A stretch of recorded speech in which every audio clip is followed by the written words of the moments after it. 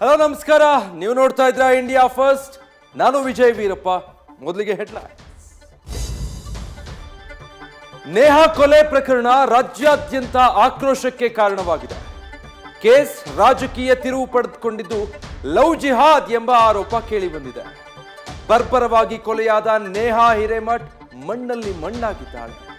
ಆರೋಪಿಯನ್ನ encounter ಮಾಡಬೇಕು ಅಂತ ಕಣ್ಣೀರಿನ ಮೂಲಕವೇ ನೇಹಾ ತಂದೆ ಆಗ್ರಹಿಸಿದ್ದಾರೆ.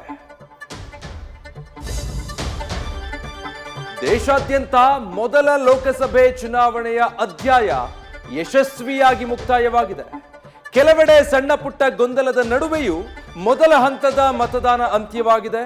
21 ರಾಜ್ಯ ಹಾಗೂ ಕೇಂದ್ರಾಡಳಿತ ಪ್ರದೇಶಗಳ 102 ಕ್ಷೇತ್ರಗಳಲ್ಲಿ ಮತದಾರ ಕದನಕಲಿಗಳ ಭವಿಷ್ಯ ಬರೆದಿದ್ದಾನೆ. ಕಮಲ ಸೇನೆಗೆ ಸರತಿ ಸಾಲಲ್ಲಿ ಅಪಘಾತಗಳು ಎದುರಾಗ್ತಿವೆ.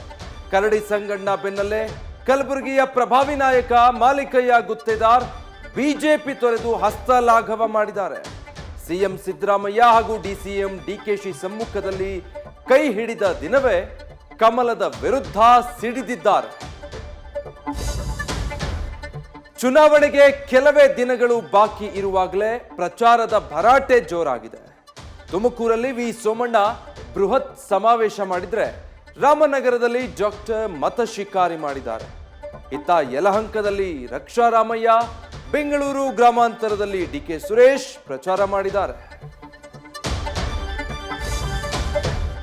ಸ್ಟಾರ್ ದಂಪತಿ ಹರ್ಷಿಕಾ ಪೂರ್ಣಚ್ಚ ಹಾಗೂ ಭುವನ್ ಪೊನ್ನಣ್ಣ ಮೇಲೆ ಪುಂಡರು ಕಿರಿಕ್ ಮಾಡಿದ್ದಾರೆ.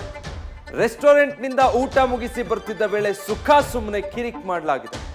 ಕನ್ನಡ ಮಾತಾಡಿದ್ದಕ್ಕೆ ಗಲಾಟೆ ಮಾಡಿದ್ದಾರೆ ಅಂತ ನಟಿ ಆಕ್ರೋಶ ವ್ಯಕ್ತಪಡಿಸಿದ್ದಾರೆ.